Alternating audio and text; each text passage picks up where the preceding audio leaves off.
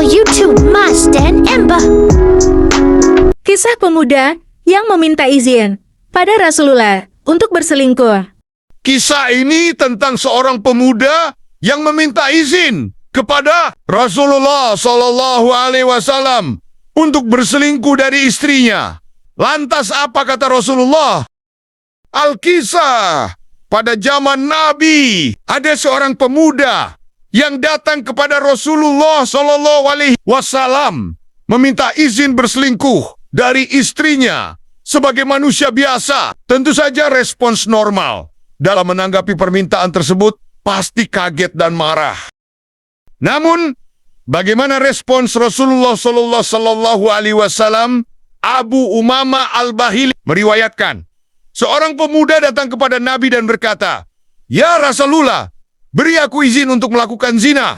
Para sahabat menoleh padanya dan mulai menegurnya. Nabi berkata, "Mendekatlah." Ketika pemuda itu mendekat kepada Nabi dan duduk, Nabi bertanya kepadanya, "Apakah kamu mau itu terjadi pada ibumu?" Pria itu menjawab, "Tidak, demi Allah, semoga Allah menjadikanku pelindung untukmu." Nabi menjelaskan, orang lain pun tidak ingin hal tersebut terjadi kepada ibu mereka. Nabi menambahkan, "Apakah Anda menginginkannya untuk putri Anda?" Lagi-lagi, pemuda itu menjawab dengan tidak. Jadi, Nabi berkata orang-orang juga tidak akan menyukainya untuk anak perempuan mereka. Nabi melanjutkan apakah ia rela jika hal tersebut menimpa saudara perempuannya, bibinya dari pihak ayah maupun bibinya dari pihak ibu. Jawaban pemuda itu tetap sama. Lalu Nabi meletakkan tangannya di atas pemuda itu dan berdoa untuknya, "Ya Allah, ampunilah dosa-dosanya, sucikan hatinya, dan peliharalah kemaluannya."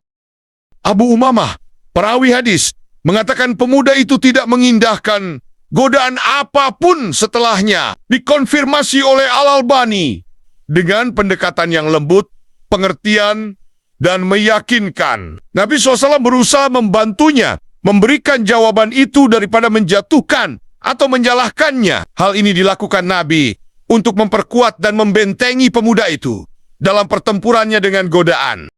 Hal yang dapat dipetik dari kisah ini bukan hanya tentang kesalahan zina, tetapi yang paling penting apakah mereka akan kembali ke masjid untuk berdiskusi, menemukan jawaban untuk masalah masa depan mereka atau tidak. Mendengarkan kaum muda, memahami masalah mereka, dan dengan sepenuh hati merangkul dan merawat mereka, apapun masalah yang mereka hadapi.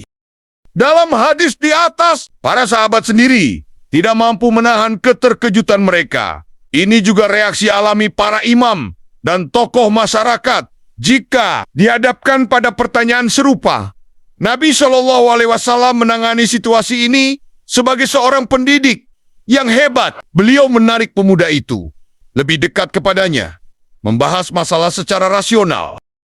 Lebih jauh lagi, Nabi tidak membiarkan kejadian itu berlalu tanpa sentuhan spiritualnya yang unik, menempatkan tangannya pada pemuda itu dan berdoa untuknya pasti meninggalkan efek yang tak terlupakan. Dan janganlah kamu mendekati zina.